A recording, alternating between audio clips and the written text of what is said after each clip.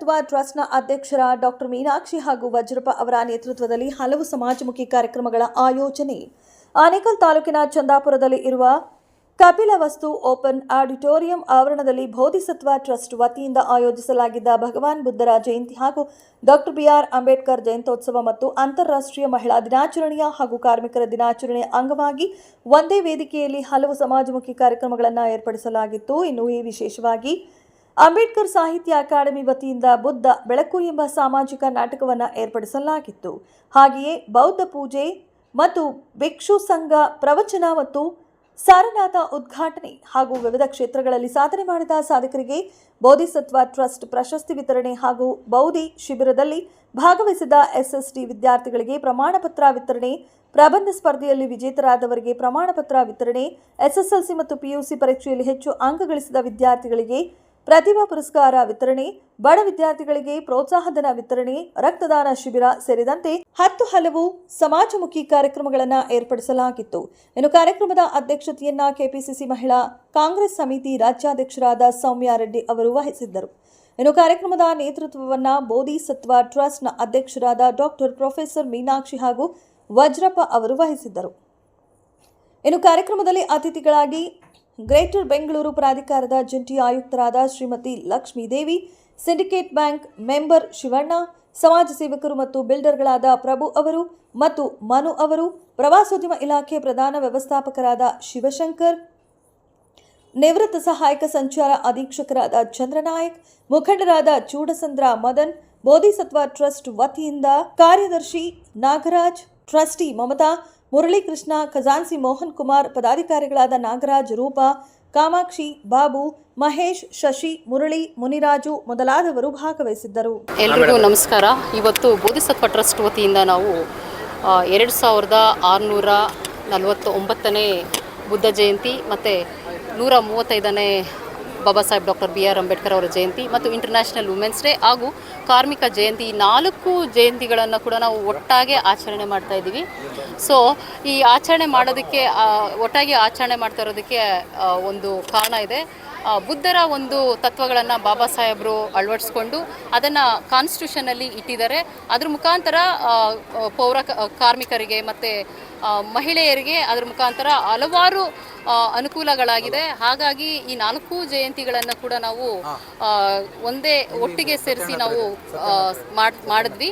ಮತ್ತು ಈ 2000 ಎಲ್ಲರಿಗೂ ಒಂದು ಆಶ್ಚರ್ಯ ಆಗಿರ್ಬೋದು, ಬುದ್ಧ ಜಯಂತಿಯನ್ನು ಎಲ್ಲರೂ 2558, 559 ಜಯಂತಿ ಅಂತ ಆಚರಣೆ ಮಾಡ್ತಾರೆ. ಆದರೆ ಇವತ್ತು ಬೋಧಿಸತ್ವ ಟ್ರಸ್ಟ್ ವಿಶೇಷವಾಗಿ 2649ನೇ ಬುದ್ಧ ಜಯಂತಿಯನ್ನು ಆಚರಣೆ ಮಾಡ್ತಿದ್ದಾರೆ. ನಾವು ಕೇಳ್ತಾರೆ ಯಾರಾದರೂ ಕ್ವಶನ್ ಅಂದ್ಕೊಂಡ್ವಿ, ಯಾರು ಕೇಳಲಿಲ್ಲ. ಆ್ಯಕ್ಚುಲಾಗಿ ಅದರ ಆನ್ಸರು ನಮ್ಮ ಬ್ರದರ್ ಹೇಳ್ತಾರೆ. ಇದು ಮತ್ತು ಬೋಧಿಸತ್ವ ಟ್ರಸ್ಟ್ ಹಲವಾರು ವರ್ಷಗಳಿಂದ ಈ ಥರ ಸಮಾಜಮುಖಿ ಕಾರ್ಯಗಳನ್ನು ಮಾಡ್ಕೊಳ್ತಾ ಬಂದಿದೆ. ಯಾಕೆ ಅಂದರೆ ಬಾಬಾ ಸಾಹೇಬರು ಕೂಡ ಏನು ಅವ್ರು ಹೇಳೋ ಹಾಗೆ ಪೇ ಬ್ಯಾಕ್ ಟು ಸೊಸೈಟಿ, ನಾವು ಸೊಸೈಟಿಯಿಂದ ಏನು ಗಳಿಸ್ಕೊಂಡಿರ್ತೀವೋ ಅದನ್ನು ನಮಗೆ ಎಷ್ಟು ಬೇಕೋ ಅಷ್ಟನ್ನು ಸೊಸೈಟಿಗೂ ಕೂಡ ನಾವು ತಲುಪಿಸ್ಬೇಕು ಅಂತ ಹೇಳಿದ್ದಾರೆ. ಆ ಒಂದು ಮುಖೆಯಲ್ಲಿ ನಾವು ಬೋಧಿಸತ್ವ ಟ್ರಸ್ಟ್ ವತಿಯಿಂದ ನಾವು ನಮ್ಮ ಬೋಧಿ ಟ್ರಸ್ಟ್ನ ಪದಾಧಿಕಾರಿಗಳು ಮತ್ತು ಅಡ್ವೈಸರಿ ಕಮಿಟಿ ಮುರಳೀಕೃಷ್ಣ ಮತ್ತು ಇವತ್ತಿನ ಅಧ್ಯಕ್ಷತೆ ವಹಿಸಿದಂತಹ ಸೌಮ್ಯ ರೆಡ್ಡಿ ಮೇಡಮ್, ಕರ್ನಾಟಕ ಪ್ರದೇಶ ಕಾಂಗ್ರೆಸ್ ಮಹಿಳಾ ಕಾಂಗ್ರೆಸ್ ಕಮಿಟಿಯ ಅಧ್ಯಕ್ಷರು ಕೂಡ ಬಂದಿದ್ದರು. ಅವರ ಒಂದು ಅಧ್ಯಕ್ಷತೆಯಲ್ಲಿ ಇವತ್ತು ಎಲ್ಲ ಕಾರ್ಯಕ್ರಮವನ್ನು ಹಮ್ಮಿಕೊಂಡು ಎಲ್ಲರೂ ಸೇರಿ, ಮಾಧ್ಯಮ ಮಿತ್ರರೆಲ್ಲ ಸೇರಿ ಈ ಕಾರ್ಯಕ್ರಮವನ್ನು ಸಕ್ಸಸ್ ಮಾಡಿದ್ದಾರೆ. ಅವರೆಲ್ಲರಿಗೂ ಹೃತ್ಪೂರ್ವಕ ಧನ್ಯವಾದಗಳು. ಇವತ್ತು ಹಲವಾರು ಕಾರ್ಯಕ್ರಮಗಳನ್ನು ಹಮ್ಮಿಕೊಂಡಿದ್ದೀವಿ.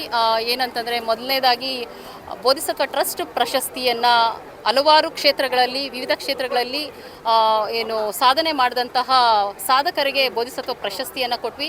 ಮತ್ತು ಹೈಯೆಸ್ಟ್ ಮಾರ್ಕ್ಸ್ ತೆಗೆದುಕೊಂಡಿರೋಂಥ PUC ಮತ್ತು SSLCಯಲ್ಲಿ ಹೈಯೆಸ್ಟ್ ಮಾರ್ಕ್ಸ್ ತಗೊಂಡಿದ್ದಾರೆ. ಅದರಲ್ಲೂ ಬಡವ ಮಕ್ಕಳನ್ನು ನಾವು ಗುರುತಿಸಿ ಬೋಧಿಸತ್ವ ಟ್ರಸ್ಟ್ ವತಿಯಿಂದ ಪ್ರೋತ್ಸಾಹ ಧನವನ್ನು ಕೊಟ್ಟಿದ್ದೀವಿ. ಮತ್ತು ಮಹಿಳಾ ದಿನಾಚರಣೆ ಅಂಗವಾಗಿ ನಾವು essay ರೈಟಿಂಗ್ ಕೂಡ ಇಟ್ಕೊಂಡಿದ್ದೀವಿ ಮತ್ತು ಅದರ ಬಹುಮಾನವನ್ನು ಕೊಟ್ವಿ. ಮತ್ತು ಏನು SSD ಮಕ್ಕಳಿಗೆ ನಾವು 6 ದಿನಗಳ ಶಿಬಿರವನ್ನು ಕೂಡ ಹಮ್ಮಿಕೊಂಡಿದ್ವಿ. ಇದರಲ್ಲೂ ಕೂಡ ಅವ್ರಿಗೂ ಕೂಡ ಇವತ್ತು ಅದರಲ್ಲೂ ಕೂಡ ಕೆಲವರಿಗೆ ಸ್ಕಾಲರ್ಶಿಪ್ ಕೊಟ್ಟಿದ್ವಿ. ಹಾಗೆ ಬ್ಯಾಗ್ಸು, ಬುಕ್ಸು ಮತ್ತು ಸೌಮ್ಯ ಮೇಡಮ್ ಅವ್ರ ಕಡೆಯಿಂದ ಕೂಡ ವಾಟರ್ ಬಾಟಲು, ಜಾಮಿಟ್ರಿ ಬಾಕ್ಸ್ ಕೂಡ ಕೊಟ್ಟರು. ಮತ್ತು ವಿಹಾರಗಳಿಗೆ ಸಂಘದಾನ ಕೊಟ್ಟಿದ್ದೀವಿ.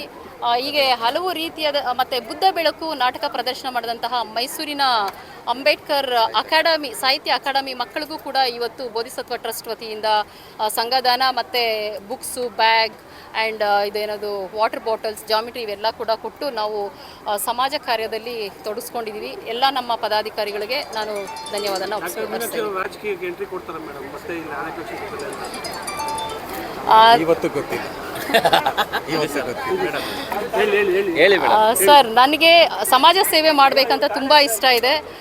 ಸೊ ಬಾಬಾ ಸಾಹೇಬ್ರೆ ಹೇಳ್ದಂಗೆ political key is the master key ಅಂತ ಹೇಳ್ತಾರೆ. ನನಗೆ ಈ ಅವಕಾಶ ಸಿಕ್ಕಿದ್ರೆ ಖಂಡಿತ ನಾನು ಪೊಲಿಟಿಕ್ಸ್ಗೆ ಎಂಟ್ರಿ ಆಗ್ತೀನಿ ಮತ್ತು ಸಮಾಜ ಸೇವೆಯನ್ನು ಮಾಡೋದಕ್ಕೆ ನಾನು ಯಾವಾಗಲೂ 24 ಗಂಟೆ ಕೂಡ ನಾನು ಏನು ಹಾಜರಾಗಿರ್ತೀನಿ ಅಂತ ಹೇಳ್ತೀನಿ ಸರ್. ಈಗ ಮಹಿಳಾ ಕಾಂಗ್ರೆಸ್ ರಾಜ್ಯ ಕಾರ್ಯದರ್ಶಿ ಆಗಿದ್ರು ಮೇಡಮ್.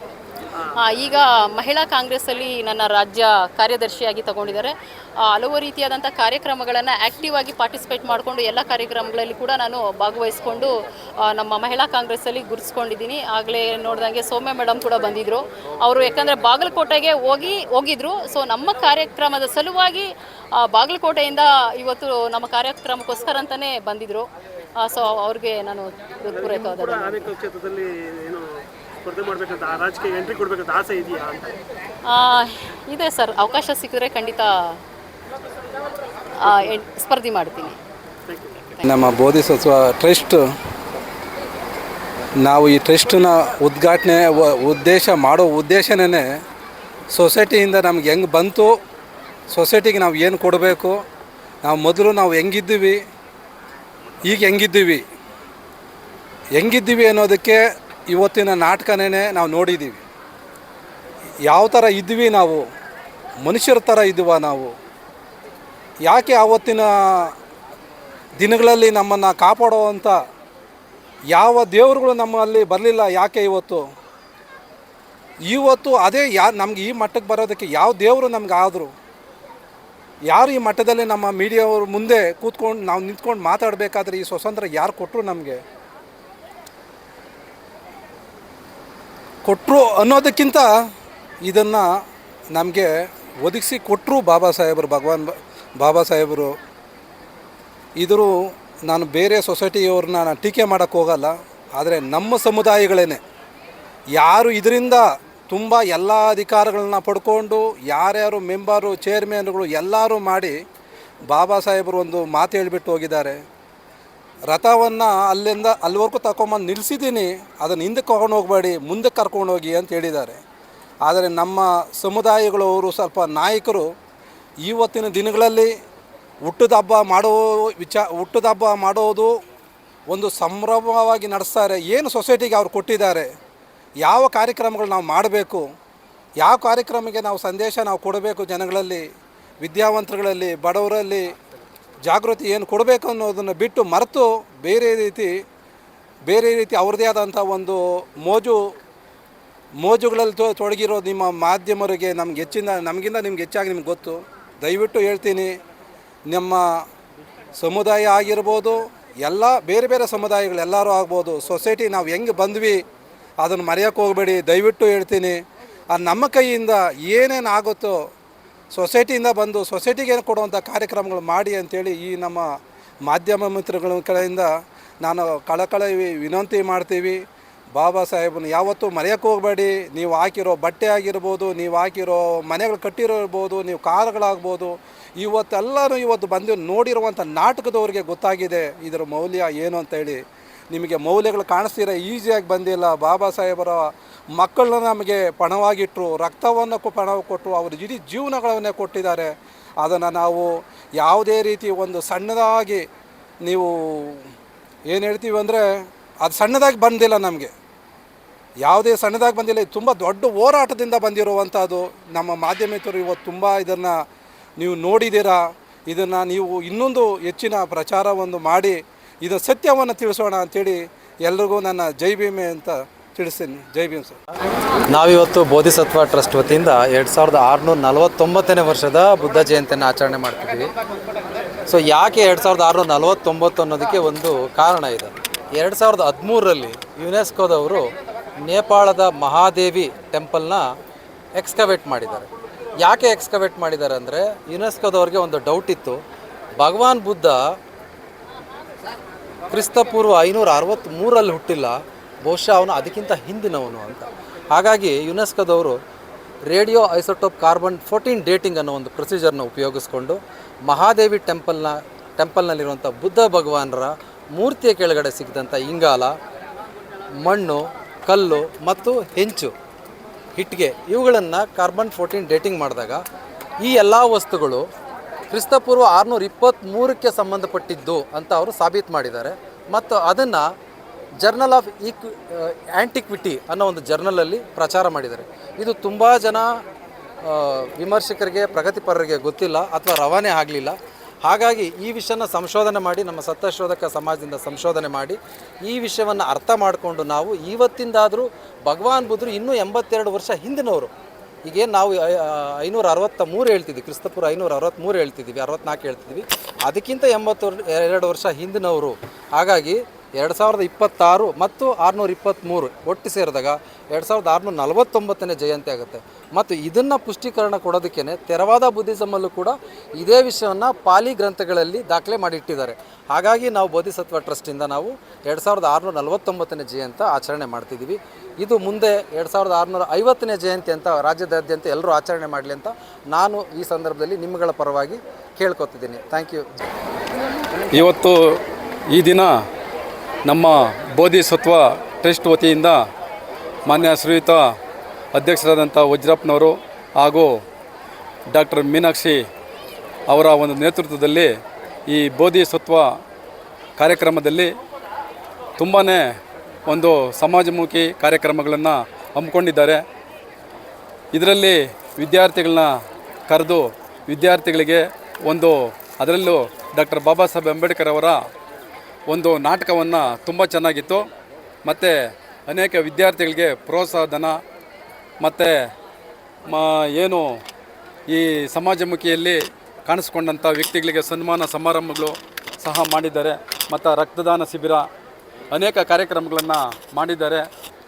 ಅವರಿಗೆ ಮುಂದಿನ ದಿನಗಳಲ್ಲಿ ಈ ಏನು ಬೋಧಿಸತ್ವ ಈ ಟ್ರಸ್ಟು ವತಿಯಿಂದ ಏನು ಸಮಾಜಮುಖಿ ಕಾರ್ಯಕ್ರಮಗಳ ಮಾಡ್ತಾ ಹೋಗ್ತಾ ಇದ್ದಾರೆ, ಇದು ಸುಮಾರು 3-4 ವರ್ಷಗಳಿಂದ ಇವರು ಸತತ ಮಾಡ್ಕೊಂಬಂದಿದ್ದಾರೆ. ಮುಂದಿನ ದಿನಗಳಲ್ಲಿ ಒಳ್ಳೊಳ್ಳೆ ಕಾರ್ಯಕ್ರಮಗಳು ಮಾಡ್ತಾ ಮತ್ತು ಅವರ ಒಂದು ರಾಜಕೀಯದ ಭವಿಷ್ಯನೂ ಸಹ ಮುಂದಿನ ದಿನಗಳಲ್ಲಿ ಈ ಹೊರಹೊಮ್ಮಿ ಬರಲಿ. ಅವರಿಗೆ ಏನು ಡಾಕ್ಟರ್ ಬಾಬಾ ಸಾಹೇಬ್ ಅಂಬೇಡ್ಕರ್ ಆಶೀರ್ವಾದ ವಜ್ರಪ್ಪ ಮತ್ತು ಮೀನಾಕ್ಷಿ ಅವ್ರ ಮೇಲೆ ಇರಲಿ ಅಂತ ಈ ಕಾರ್ಯಕ್ರಮದಲ್ಲಿ ಹೇಳ್ತಾ, ಮುಂದಿನ ದಿನಗಳಲ್ಲಿ MLA ಹಾಗೂ ಸಹ ಹೊರಹೊಮ್ಮಲಿ ಅಂತ ಹೇಳಿಬಿಟ್ಟು ನಾನು ಈ ಸಂದರ್ಭದಲ್ಲಿ ಕೇಳ್ಕೊಳ್ತೇನೆ. ಟ್ರಸ್ಟ್ ವತಿಯಿಂದ ಏನು ಈ ಒಂದು ಕಾರ್ಯಕ್ರಮವನ್ನು ಅದ್ಧೂರಿಯಾಗಿ ಆಯೋಜಿಸಿದ್ರು, ಇದಕ್ಕೆ KPCC ವತಿಯಿಂದ ಮಹಿಳಾ ಘಟಕದ ಅಧ್ಯಕ್ಷರಾದಂಥ ಸೌಮ್ಯ ಮೇಡಮ್ ಅವರು ಬಂದಿದ್ದರು. ಹಾಗೂ ಕರ್ನಾಟಕ ರಾಜ್ಯದ ಅತಿ ಸಮಾಜ ಕಳಕಳಿ ಇದ್ದಂಥ ಎಲ್ಲ ಗಣ್ಯರು ಈ ಒಂದು ಕಾರ್ಯಕ್ರಮವನ್ನು ಅತ್ಯಂತ ಯಶಸ್ವಿಯಾಗಿ ನಡೆಸ್ಕೊಟ್ರು. ಸೊ ಏನು ಈ ಬೋಧಿಸತ್ವ ಟ್ರಸ್ಟು ಏನು ಬುದ್ಧ, ಬಸವ, ಅಂಬೇಡ್ಕರ್ ಅವರ ಮಾರ್ಗದರ್ಶನಗಳಲ್ಲಿ ನಡೀತಾ ಇದೆ, ಇದು ಇನ್ನೂ ಹೆಚ್ಚಿಗೆ ಮುಂದಿನ ದಿನಗಳಲ್ಲಿ ತುಂಬ ಅರ್ಥಪೂರ್ಣವಾಗಿ ಇನ್ನೂ ಹೆಚ್ಚಿನ ಕಾರ್ಯಕ್ರಮಗಳನ್ನು ನಡೆಸ್ತಾ ಇಡೀ ರಾಷ್ಟ್ರವ್ಯಾಪ್ತಿ, ರಾಜ್ಯವ್ಯಾಪ್ತಿ ಇದರ ಒಂದು ಸೊಗಡು ಮತ್ತು ಇದರ ಒಂದು ಇದು ನಡೀಲಿ ಅಂತ ಹೇಳ್ತಾ, ಈ ಒಂದು ಸಂಘಟಕರಿಗೆ ಮತ್ತು ಈ ಒಂದು ಟ್ರಸ್ಟ್ನ ಅಧ್ಯಕ್ಷರುಗಳಿಗೆ ಹಾಗೂ ಟ್ರಸ್ಟ್ನ ವತಿಯವರಿಗೆ ನನ್ನ ಹೃತ್ಪೂರ್ವಕ ಅಭಿನಂದನೆಗಳನ್ನು ಈ ಸಂದರ್ಭದಲ್ಲಿ ಸಲ್ಲಿಸ್ತೇನೆ.